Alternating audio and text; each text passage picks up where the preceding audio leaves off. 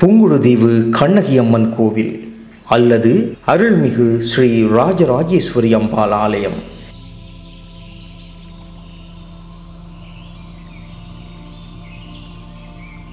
இலங்கையில் 5 ராஜ கோபுரங்களுடனும் 500 தூண்களுடனும் பிரம்மாண்டமாக கட்டப்பட்டுள்ள ஆலயமாகும்.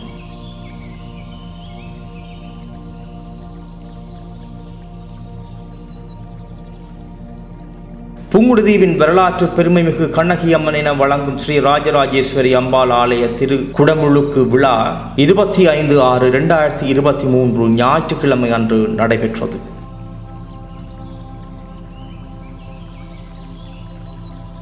இந்நிலையில் புங்குடுதீவு கண்ணகியம்மன் ஆலயத்தின் வரலாற்று பின்னணியை ஆராய்ந்து பார்ப்பது சால சிறந்ததாகும்.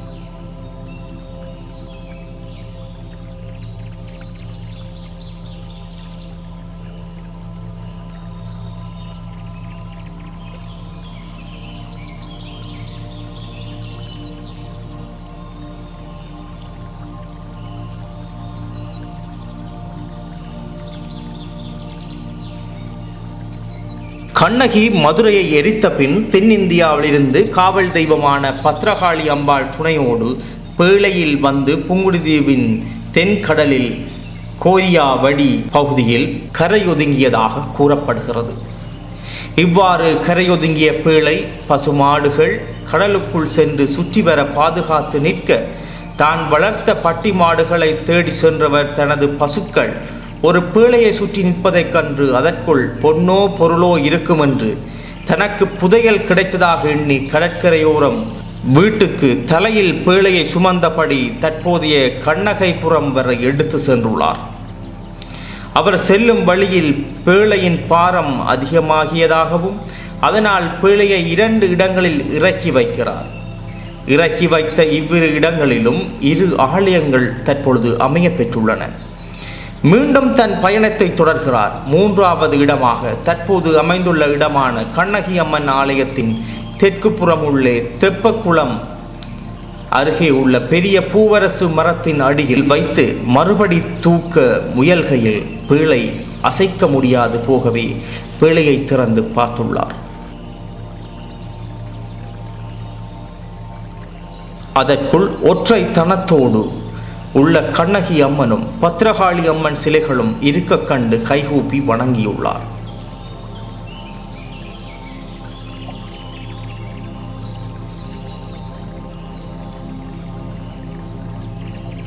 பாரம் சுமந்த களைப்பில் அம்மரத்தடியில் சிறிது ஓய்வுக்காக துண்டை விரித்து தூங்கியுள்ளார்.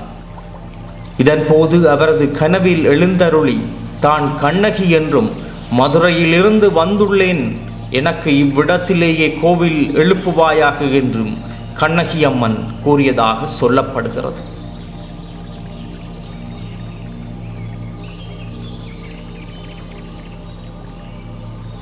கற்புக்கரசியான கண்ணகித்தாய் கரை வந்து சேர்ந்த செய்தி புங்குடுதீவெங்கும் காட்டு தீ போல் பரவ ஊர் மக்கள் அங்கு கூடிடவே அனைத்து மக்களும் கண்ணகிக்கு ஒரு சிறு குடில் அமைத்து வழிபட்டு வரலாயினர்.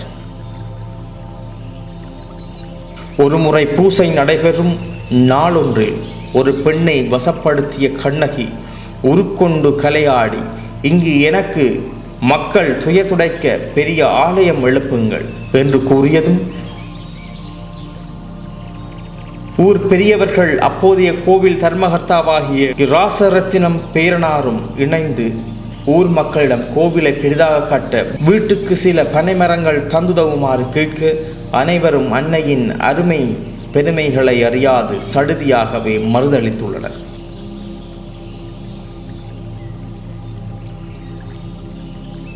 இதன் பின்னர் மனசு சஞ்சலத்துடன் வீடு திரும்பிய ஊர் பெரியவர்கள்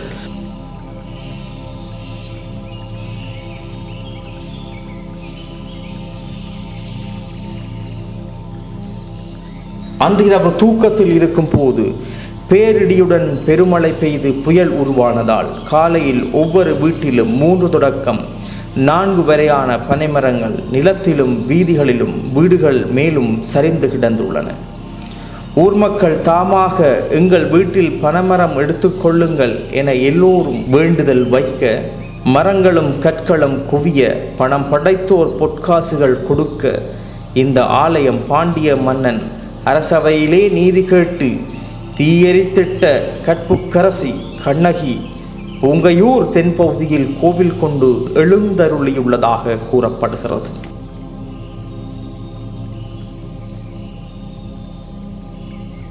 மதுரையை எரித்த கனலோடு அவள் இருப்பதால் தென் திசையில் இந்து மகா சமுத்திரத்தில் தன் பார்வையை செலுத்தி அமைதி கொண்டபடி இருப்பதே சிறப்பென கருதி லங்காபுரி மண்ணையும் லோமுரிய கண்டத்தின் கடற்கோள் கொண்ட முதற் சங்கம் இடைச்சங்கம் காலத்து மதுரையையும் பார்த்த வண்ணம் அருளாட்சி புரிகிறாள்.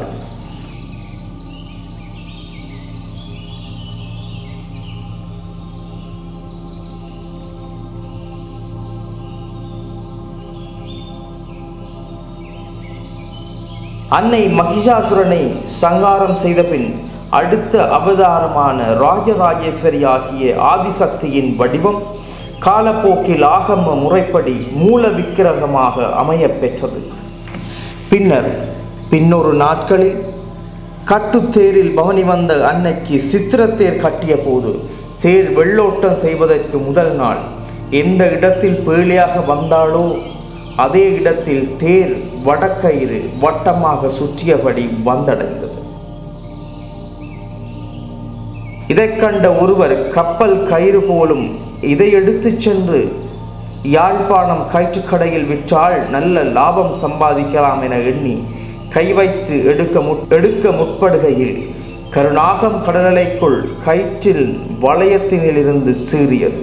அதை கண்டு நிலை குலைந்த குடியானவன், கண்ணகி தாயே, உனக்கே கொண்டு வந்து தருகிறேன், என்னை மன்னித்து விடு என்று கைகூப்பி வணங்கியதும் நாகம் மறைந்ததாக சொல்லப்படுகிறது.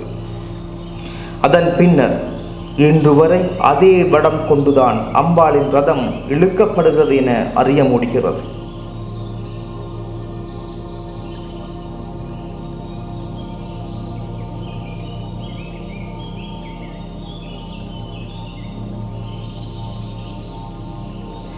அந்த நாகம் நெடுங்காலமாக தலவிருட்சமான பூவரசம் பொந்திலே வாழ்ந்ததாக பலர் கூற கேட்டுள்ளோம்.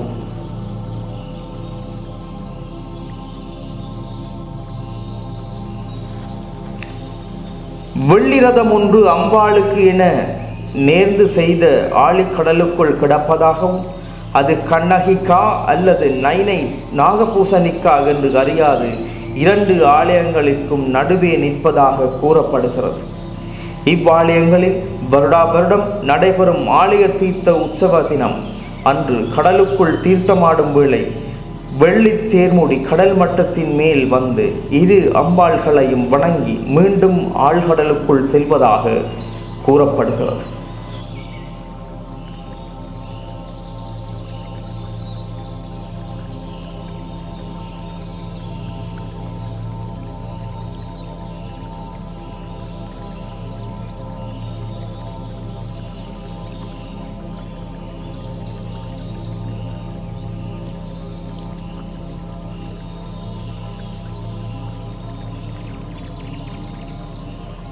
அந்த காலத்தில் இருந்து 2 ஆலயங்களிலும் கடலை நோக்கிய பஞ்சாலத்தி குருமார்களால் காட்டப்படுவதாகவும் செவிவழி கதை உண்டு.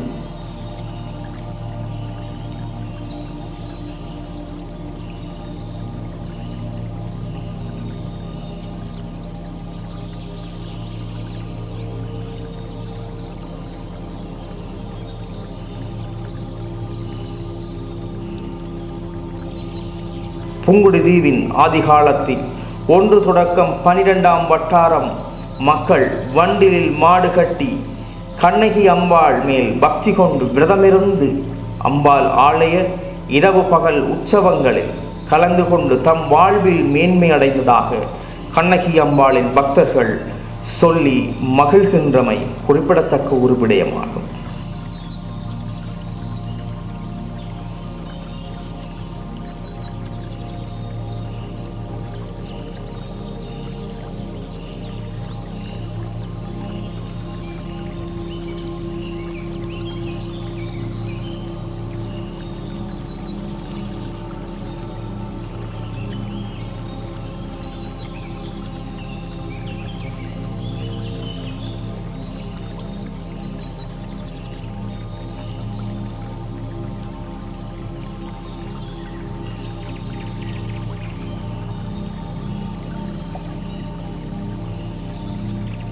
கோபுர தரிசனம் கோடி புண்ணியம்.